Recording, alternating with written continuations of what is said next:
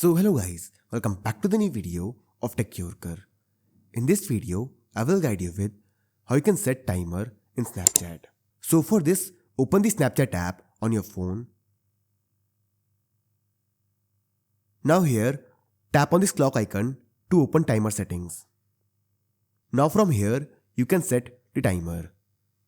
The minimum length is 1 second and the maximum length is 2 minutes. Now here, set the timer as per your preference. For example, let's say 1 minute. Once done, tap on set timer. And now start recording the video.